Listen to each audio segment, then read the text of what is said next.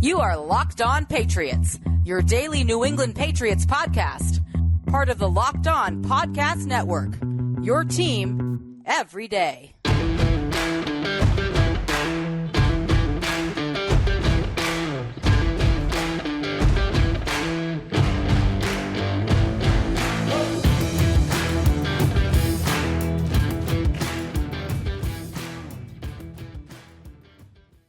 Hello and welcome to Crossover Thursday here on the Locked On Podcast Network. I'm Chris Carter. He's Mike Debate. We are of Locked On Steelers and Locked On Patriots, and we're getting you ready for Thursday night football. Tonight's the night these two teams throw down. Not as much of the classic fights that several of the Steelers and Patriots years have brought in the past, but still one that will be fun to discuss here on the show. As always, you can find this show on your favorite podcasting apps and on YouTube. Like this video if you enjoy it. Subscribe to this channel to get all of your daily Monday through Friday episodes. Remember, we bring you your team every day here on the Locked On Podcast Network. Today's episode is brought to you by PrizePicks. This Crossover Thursday brings you PrizePicks, and this is the easiest and most exciting way to play daily fantasy sports. Go to PrizePicks.com/LockedOnNFL and use code all lowercase LockedOnNFL for a first deposit match up to $100. Mike, Steelers fans were going through it this past week because they lost to the 2-10 Cardinals, and now they face a 2-10 Patriots. But it sounds like you and the Patriots fans have been going through it all year. And the one thing that these two teams have in common is that nobody wants to watch their offenses. And oh boy, they both get to play in primetime now. It really is. The football gods are not smiling on the rest of the nation. I don't think when the schedule makers kind of dreamed this up that they'd be looking at Mitchell Trubisky taking the ball against Bailey Zappe. But yet, Chris, here we are, and that's exactly what we're going to see. And look, bottom line, these two offenses are not going to be at full strength. They're going to be a shell of what they usually are, but there's still enough talent on both sides of the ball where this one could get interesting. Folks, don't sleep on this matchup. This could be a better one than people anticipate. We'll see what the football gods have in store for us, but there is still ways that this one can be intriguing, and I know we're going to discuss all of those today here on the Crossover Thursday episode.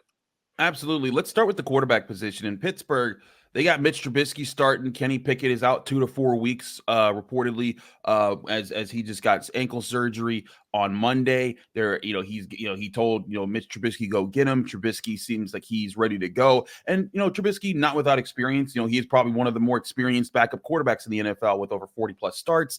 He played for the Bears for several years, started for the Steelers for like about 4 games last year before they benched him for Kenny Pickett, and then also came back in and it has played in some pinches for the Steelers since then. But on the flip side, Bailey Zappe's the quarterback for the Patriots, and that's a little bit different, right? Because Mac Jones, he struggled, and I think the Patriots were trying to get him to kind of come back down to earth and figure things out or get his feet underneath him. And now Bailey Zappe's been in, but what's the sense with Zappe right now as far as the Patriots and what he is allowed or able to do in this offense?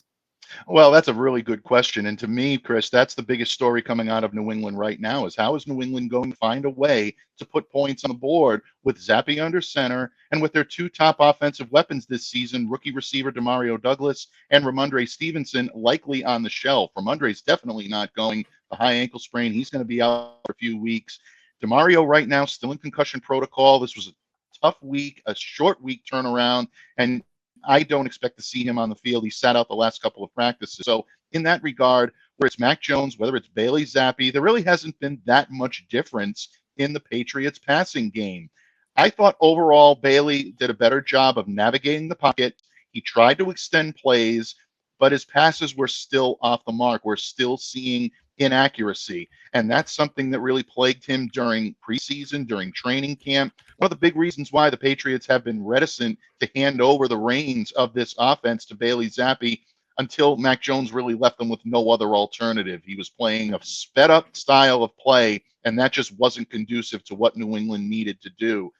Bottom line, when you're shut out of production in your first NFL start this season, and your third overall start as a starting quarterback like Bailey Zappe was, there's not a whole lot of optimism heading into this one. He's still sailing balls behind the receiver. His first series against the Chargers, we saw him sail one over the head of Devontae Parker. He did turn in a few noteworthy throws, so Steelers fans, don't be a bit surprised to see Bailey Zappe maybe scramble, get out of the pocket, or stand in the pocket and deliver a nice ball. He had a 21-yard completion to Devontae on Sunday that really, I think, gave Patriots fans hope that something could happen. But again, struggles with accuracy, dooming the Patriots far too often. And really, it starts with poise under center at the quarterback position. So if they're not getting the protection from the O-line, if they don't have the offensive skill position players to be weapons out there, probably going to be looking at a lot more of the same for New England. Maybe not the same level of 0 points futility, but it's still not going to be a pretty sight.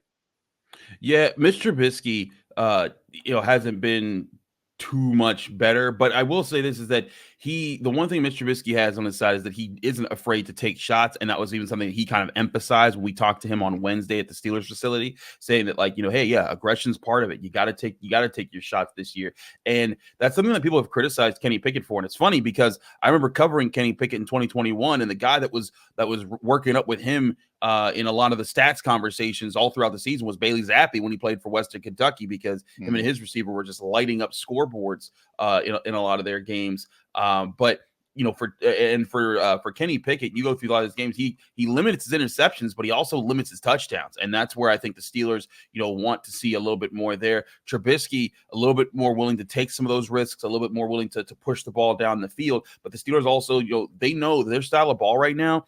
They want to run the ball, and they want to protect the football, and they want to play great defense. That's how they win most of their games. They've won pretty much all of them by holding opponents under 20 points, scoring just enough to get the win, and that's been the formula. And it's not the only that they want to win, but it's the way that they know that they can win, because they haven't really seen that kind of production for that. And I see that. I think this is going to be a game where both teams are trying to win the same way. And that's where this game could be really interesting to see, which side plays better in these situations. I think it kind of gives the Steelers an edge because they've been more successful at this, and they've done this for 3 seasons they've played this way.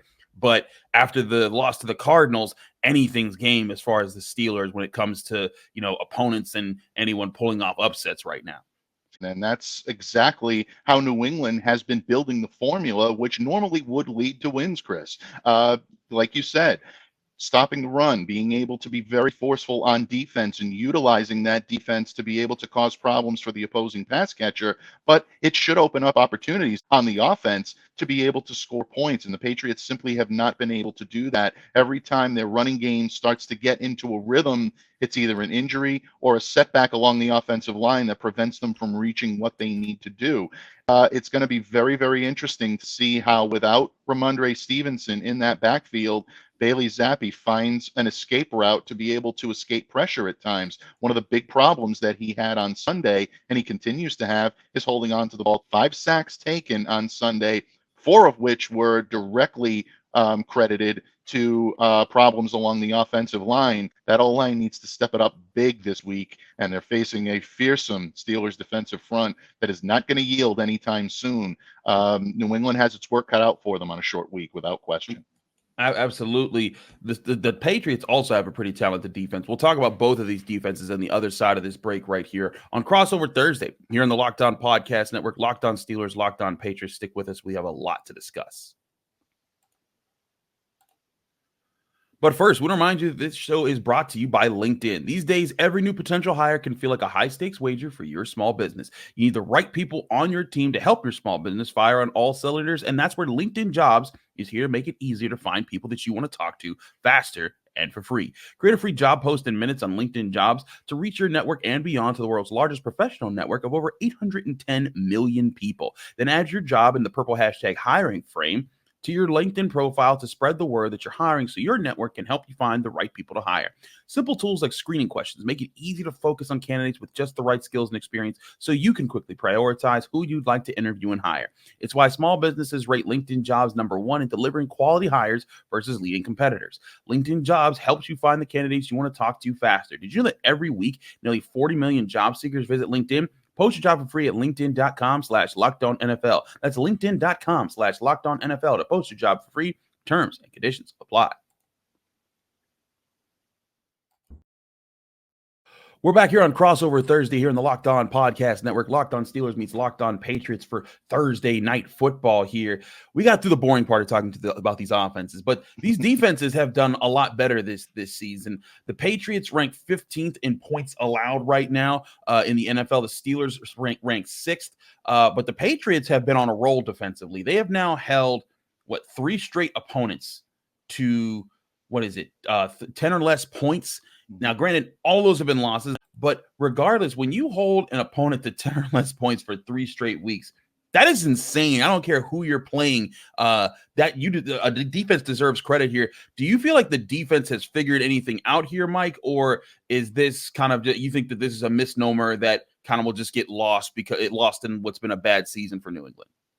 I think it's a little bit of both, but I really think that this defense has not gotten the credit that it's deserved because it's playing on a 2-10 team, and right. I mean, a lot of that is not their fault. You mentioned that statistic. You're talking 1938, the last time 10 points or lower in 3 straight games that were all resulted in losses.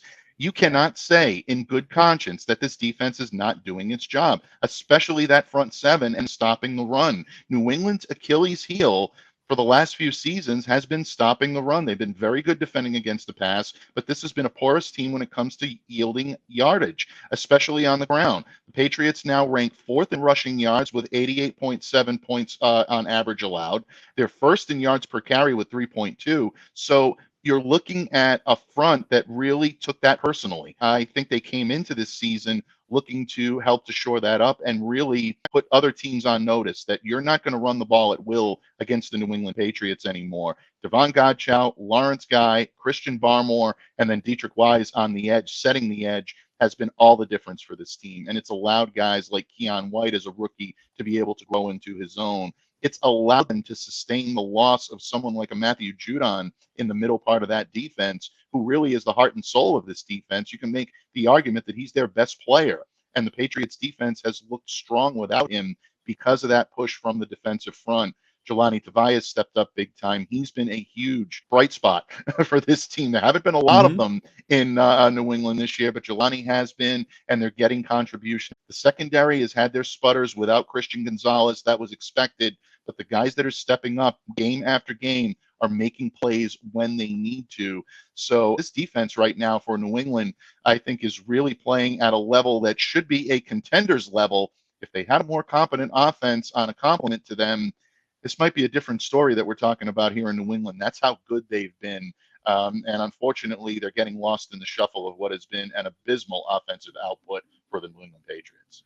That tends to happen when things aren't going right elsewhere, that the things that people are doing good on a team can get overlooked. And I think that's certainly what's been going on when I've looked at the Patriots, just at the time that I've been able to spend looking at them to get ready for this game. I'm like, man, they do things well on defense. The Steelers, they want to run the ball. So that's going to be, I think, a big part of this game is, the Steelers, especially with Mitch Trubisky, and they're going to be looking to run the football. And last week was the first time in the past 5 weeks before, the 4 weeks before that, they didn't rush for at least 150 yards. They still got 130. And part of that, I think, was because they got away from the run because they fell behind against the Cardinals and then tried to play catch up with Trubisky. But that's going to be a key element of this game. I think it's going to be both teams are going to be trying to control the trenches, control the line of scrimmage. And on the flip side, I assume that's going to be something that the Patriots try to do. You still got Ezekiel Elliott, who Mike Tomlin was highlighting this week during his Tuesday press or his Monday press conference this week.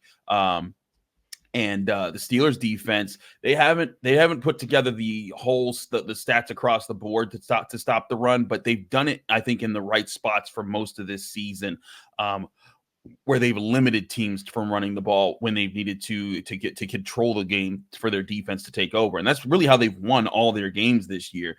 Their defense has either created turnovers and scored points themselves, or they've held teams in check just enough for the offense to be able to go out there and make enough plays to win the game. And I think that's what the Steelers are looking at here. You talked about the Patriots offensive line. The Steelers defensive front isn't just TJ Watt and Cam Hayward anymore. Alex Highsmith has been playing well. They've also really liked what they've gotten out of rookie Keanu Benton, who I highlighted in our grade segment this week on our Tuesday episode, where I was telling people, like, Keanu Benton, he could end up being like the next Cam Hayward with the way that he's playing in this rookie season for the Steelers. And that's a long say because Cam Hayward's also an amazing captain and a humanitarian and all the things that he does.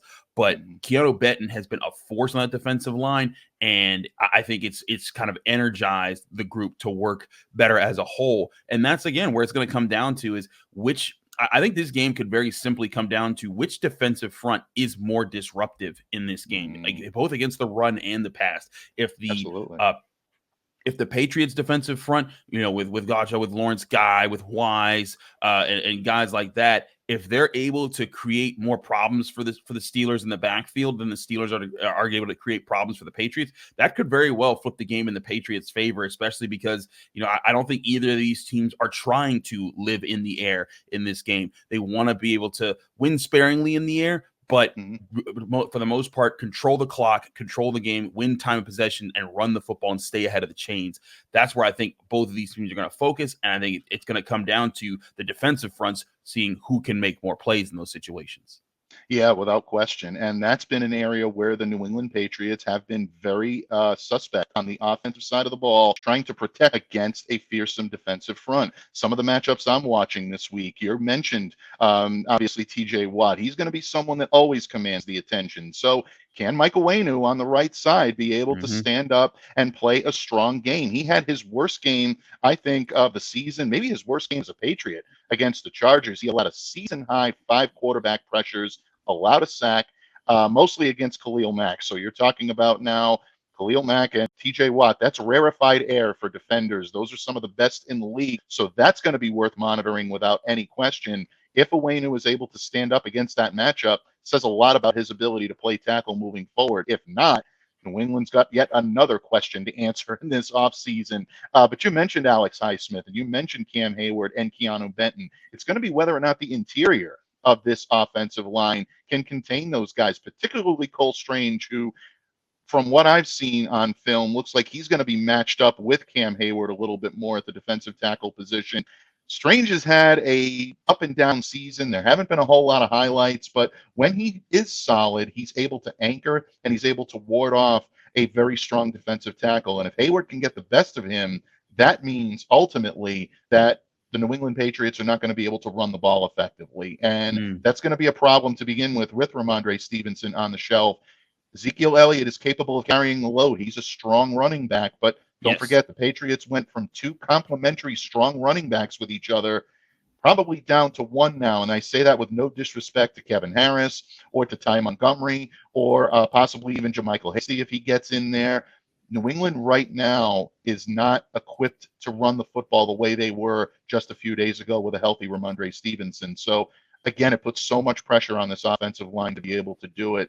On the defensive side of the ball, a little more confident because of the efforts I've described earlier, but to me, it's still going to come down, I think, to whether or not this offensive line is capable of warding off that Steelers defensive front. If they can't do it, it's not going to matter what the Patriots do at the skill positions. They're not going to win the battles in the trenches, and it's not going to be a pretty one for the New England Patriots.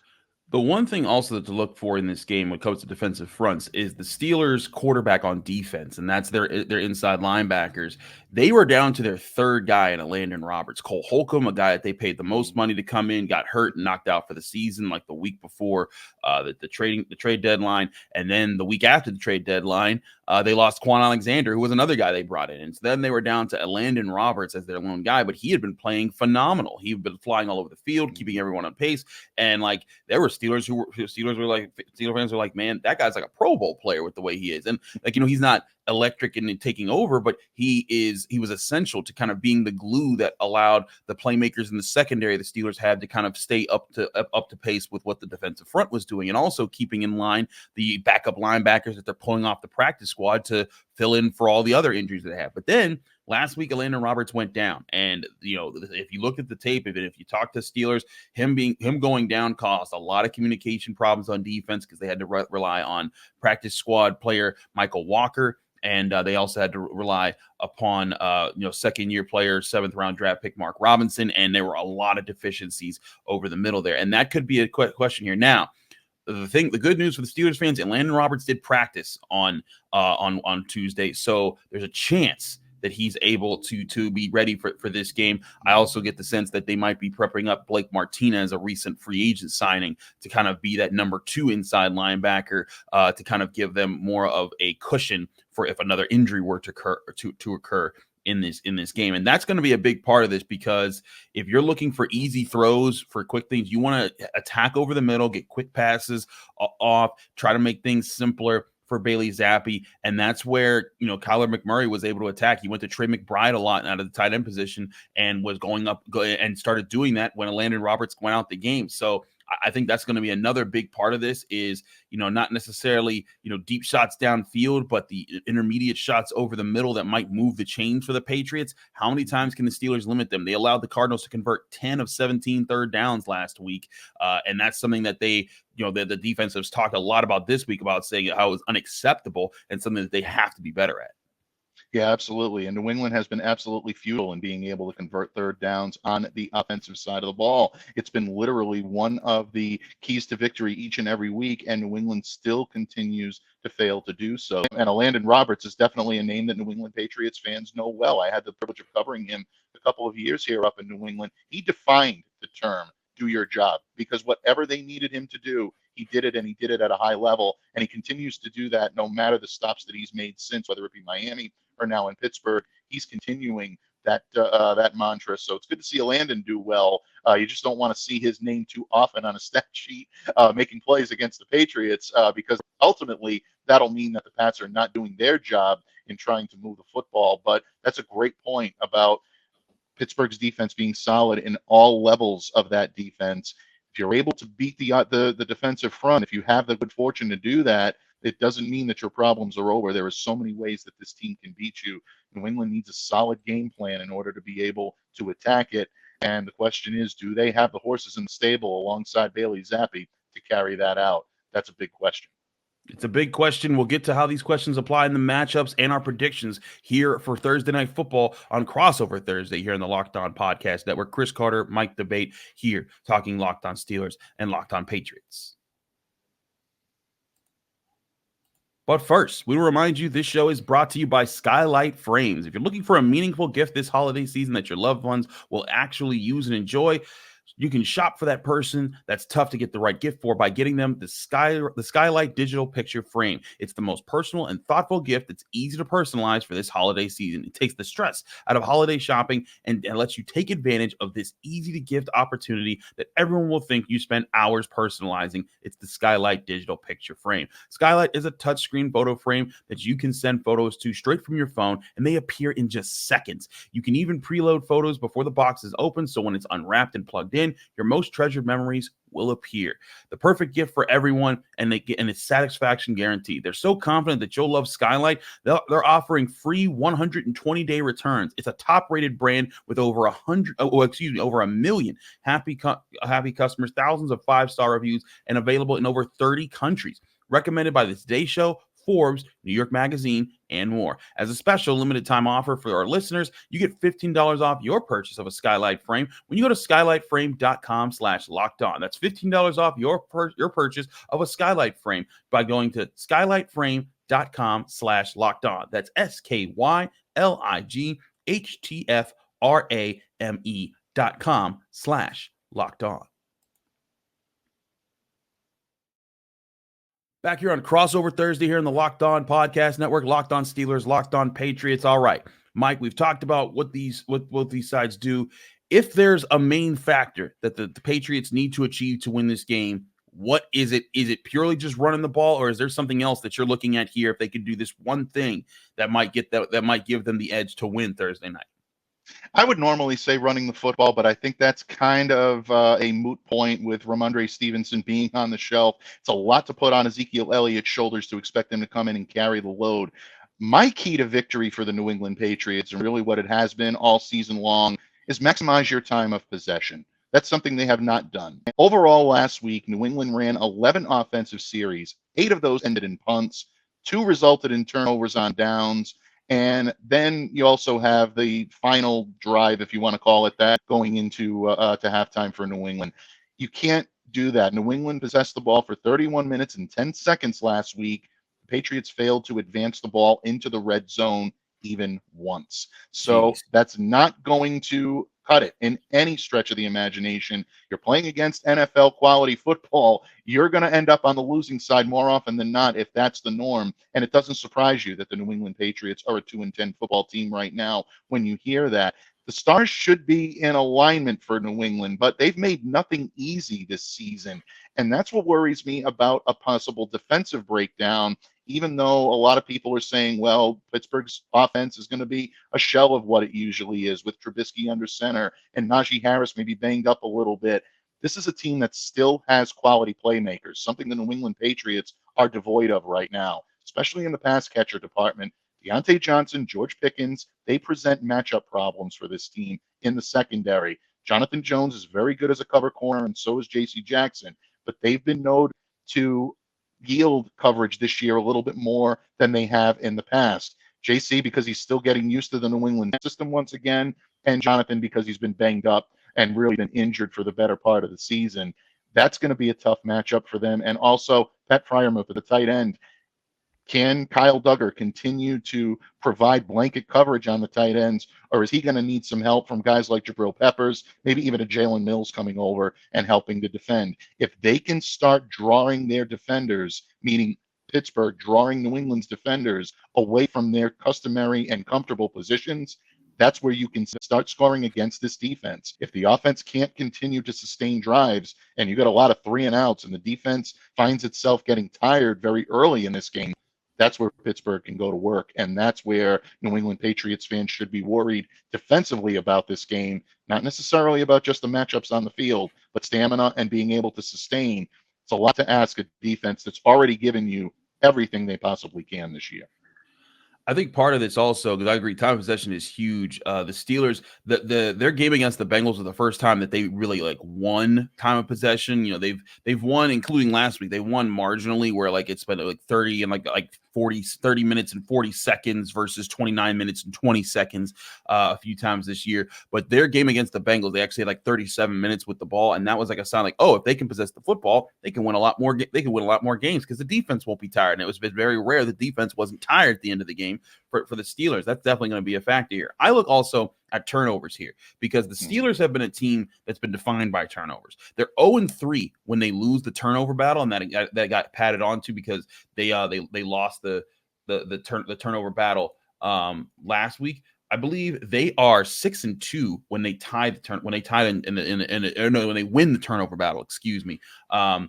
This season, and it's such a huge difference when you see them being able to protect the ball, and that's where it's going to come down to these matchups, not just who's winning and where, but also, like you said, taking teams out of comfort zones, forcing the offense to make riskier moves, who can get them to blink first in that situation. That's where I think there's going to be a big difference. Without further ado, Mike, give us your biggest factor that leads into your final score prediction and what your final score prediction is for this game. Yeah, I think the Patriots keep this one close for the reason you just said, Chris. Turnovers. I think Bailey Zappe is a better quarterback at protecting the football than Mac Jones had become. Maybe not inherently skill set wise, but at least in the mental makeup, Bailey has been much better this year. So they'll continue to keep this close. But ultimately, I think that Pats defense is going to do its part. But late in the game, you may see some breakdowns. And that's where I think Pittsburgh pulls ahead. I think the offense has trouble moving the ball against this Pittsburgh defense. I think the Steelers take this one by a final of 14-10. Not going to be an offensive pretty battle in my estimation, but the Steelers do enough to get the home win. I got the Steelers winning 13-9. Similar reasons, just going to come down in a crazy way. And those who know what I'm saying with 13-9, shout out to your boy. But anyways, it's been a great crossover Thursday here on the Locked On Podcast Network. Mike, it's always great to do shows with you, man. Let people know you can find you, follow you, get more of your work. Oh, thank you, my friend. Always an honor to cross the streams with you on Locked On Steelers, Locked On Patriots. Two teams and two franchises and two fan bases with a lot of history, but a lot of respect as well. If you want to find where I'm doing things for Locked On Patriots, free and available on all platforms, including YouTube, just like Locked On Steelers. Definitely check me out there. All my written work can be found at Patriots Country, of Fan Nation, of Sports Illustrated. You can catch all the game previews and anything I have on my mind jotted down in written form in that medium as well. Absolutely. I'm Chris Carter. Find me on Twitter and Instagram at Carter Critiques. Read my work at the Pittsburgh Post-Gazette, post-gazette.com. Find me here on the Locked On Steelers podcast, just like you find Mike on Locked On Patriots by searching us just on your favorite podcasting app or on YouTube. Like this video if you enjoy it. Subscribe to this channel and get all of your daily Monday through Friday episodes. We're both back tomorrow as we recap what happened in this game Thursday Night Football. We'll see you here right on Locked On Steelers and Locked On Patriots here on the Locked On Podcast Network.